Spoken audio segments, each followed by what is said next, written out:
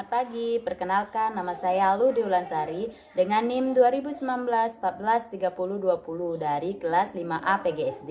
Di sini saya akan memaparkan materi yang ketiga dari mata kuliah bimbingan dan konseling yang dosen pengasuhnya adalah Ibu Endang Surtioni MPD. Berikut adalah 4 materi yang akan saya bahas, yaitu yang pertama, bidang bimbingan pribadi di sekolah dasar. Kemudian yang kedua yaitu bidang bimbingan sosial di sekolah dasar. Dan yang ketiga yaitu bidang bimbingan belajar di sekolah dasar. Dan yang keempat yaitu bidang bimbingan karir di sekolah dasar.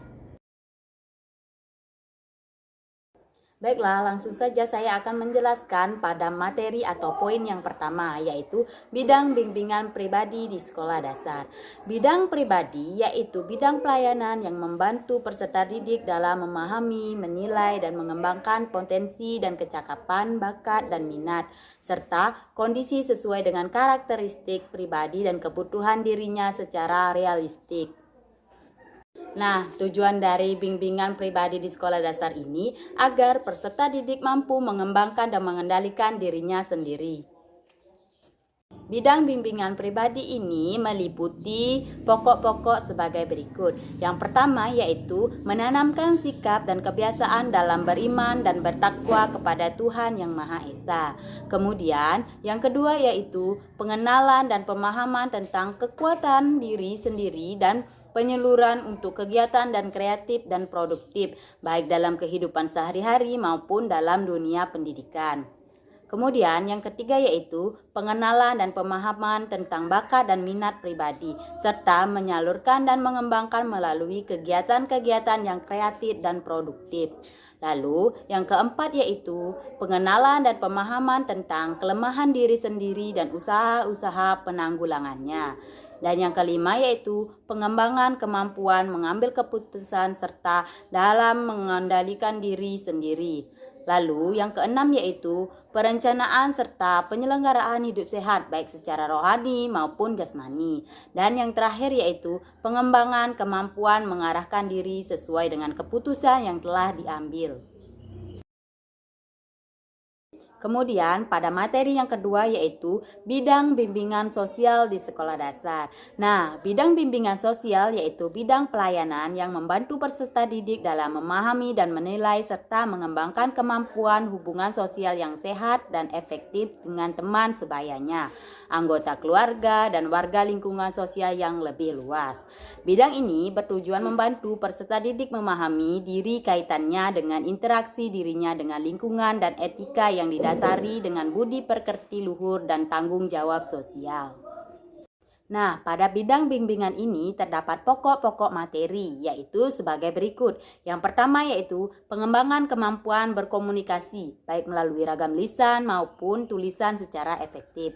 Kemudian yang kedua yaitu pengembangan kemampuan bertingkah laku dan berhubungan sosial, baik di rumah, di sekolah, maupun di masyarakat dengan menjunjung tinggi tata krama, sopan santun, serta nilai-nilai agama, adat, peraturan, dan kebiasaan yang berlaku. Kemudian yang ketiga yaitu pengembangan hubungan yang dinamis dan harmonis serta produktif dengan teman sebaya. Dan yang keempat yaitu pengenalan dan pemahaman peraturan dan tuntutan sekolah, rumah, dan lingkungan serta kesadaran untuk melaksanakan. Kemudian yang kelima yaitu pemantapan kemampuan menerima dan mengemukakan pendapat serta berargumentasi secara dinamis, kreatif, dan produktif.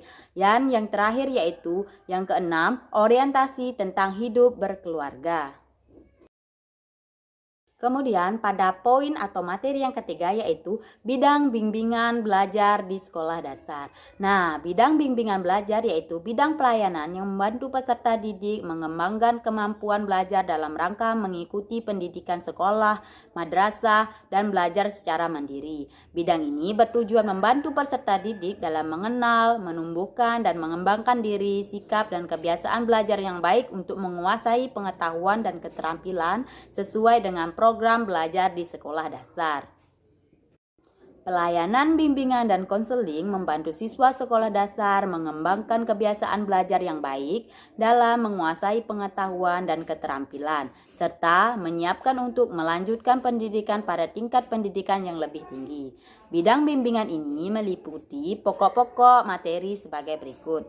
Yang pertama, pengembangan sikap dan kebiasaan belajar untuk mencari informasi dari berbagai sumber belajar, bersikap terhadap guru dan narasumber lainnya, mengikuti pelajaran sehari-hari. Kemudian yang kedua yaitu pengembangan disiplin belajar dan berlatih baik secara mandiri maupun kelompok.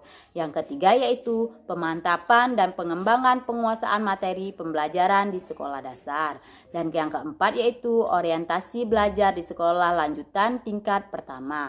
Dan yang terakhir yaitu pemantapan pemahaman dan pemanfaatan kondisi fisik, sosial, dan budaya yang ada di sekolah, lingkungan sekitar, dan masyarakat untuk pengembangan pengetahuan dan kemampuan serta pengembangan pribadi. Selanjutnya, materi yang keempat yaitu bidang bimbingan karir di sekolah dasar. Nah, bidang bimbingan karir yaitu bidang pelayanan yang membantu peserta didik dalam memahami dan menilai informasi, serta memilih dan mengambil keputusan karirnya. Bidang ini bertujuan membantu peserta didik mengenal dunia kerja agar dapat menentukan kemana selanjutnya mereka akan melangkah setelah lulus dan mengetahui potensi diri yang dimiliki agar dapat diterapkan dengan kehidupannya serta dapat membaca peluang karir yang terjadi di lingkungan sekitarnya. Baiklah, itu saja materi yang dapat saya sampaikan. Jika ada kata-kata yang salah, saya minta maaf. Pada Tuhan saya mohon ampun. Sekian dari saya dan saya ucapkan terima kasih.